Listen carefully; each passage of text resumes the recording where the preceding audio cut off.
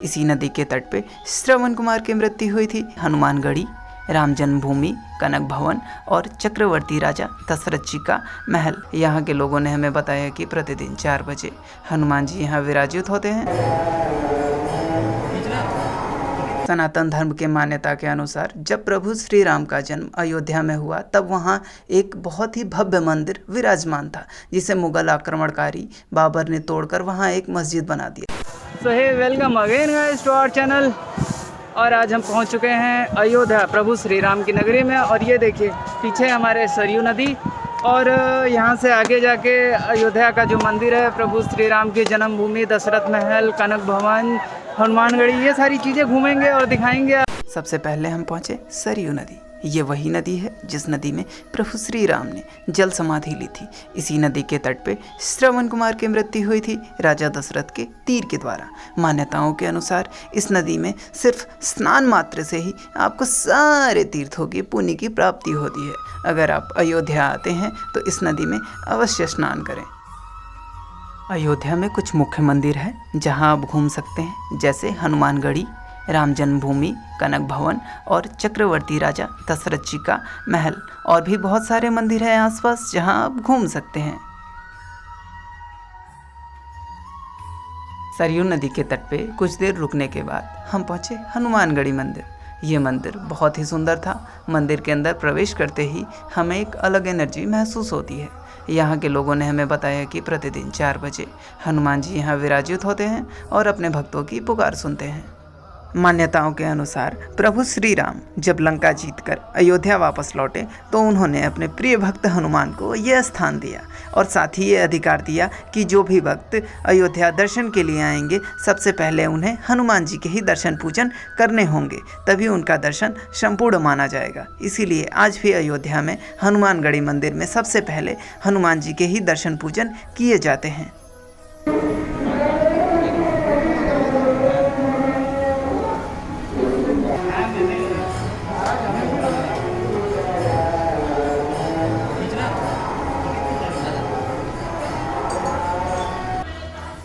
इस मंदिर का दर्शन कर लिया। अभी इसमें से बहुत सारी चीज़ें हैं जो मैं रिसर्च करके बताऊंगा, जो सारी चीज़ें मुझे पता भी नहीं थी। अंदर रिकॉर्डिंग भी नहीं ऑन करनी थी, मेरे को सारी चीज़ें बता दी, मेरे को समझ भी नहीं है क्या क्या चीज़ें है। बट मैं एक ओवरव्यू दे सकता हूँ आपको कि यहाँ पे क्या चीज़ें हैं। बहुत डिटेल में मैं बता तो नहीं सकता उसके बारे में, बट आपको दिखा सकता हूँ कि चीज़ें क्या हैं, कैसी हैं यहाँ पर। कुछ दूर पैदल चलने के बाद हम पहुँचे राम जन्मभूमि, जहां हम कोई भी वस्तु अंदर लेकर नहीं जा सकते थे। हमें कोई भी इलेक्ट्रॉनिक उपकरण ले जाने की अनुमति नहीं थी। हमें अपना मोबाइल, कैमरा, पर्स, घड़ी इत्यादि सब कुछ लॉकर में रखना पड़ा। उसके बाद हम चले गए राम जन्मभूमि घूमने के लिए। राम जन्मभूमि का कार्य प्रगति पे था।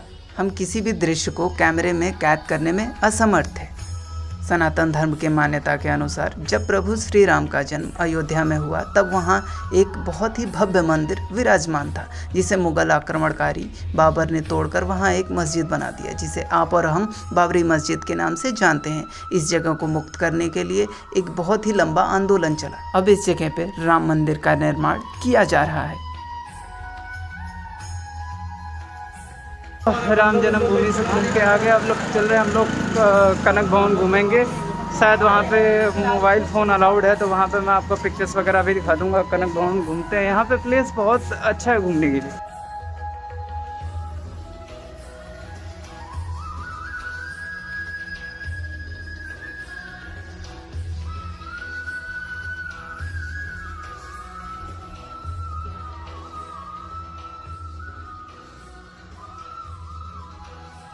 फिर हम पहुँचे कनक भवन। कनक भवन मतलब सोने का महल। कनक भवन अयोध्या में राम जन्मभूमि के उत्तर पूर्व में स्थित है। कनक भवन अयोध्या के प्रसिद्ध मंदिरों में से एक है। ऐसा माना जाता है कि यह भवन भगवान राम से विवाह के बाद माता कैकेयी द्वारा देवी सीता को भेंट स्वरूप दिया गया था। यह भगवान राम और देवी सीता का निजी महल है। ये सोने का महल है, बट मेरे को सोना तो भी दिख नहीं रहा है किधर। बट हो सकता है इन लोगों ने इसको बनाया और दोबारा से, तो उसके बारे में कुछ पता नहीं है। बट अभी यहाँ जैसा जो ये महल का हिस्ट्री है, ये यही है कि कैकेयी जो रानी थी हमारी, उन्होंने सीता जी को गिफ्ट में दिया था ये। कनक भवन घूमने के बाद हम पहुँचे चक्रवर्ती राजा श्री दशरथ जी के महल में।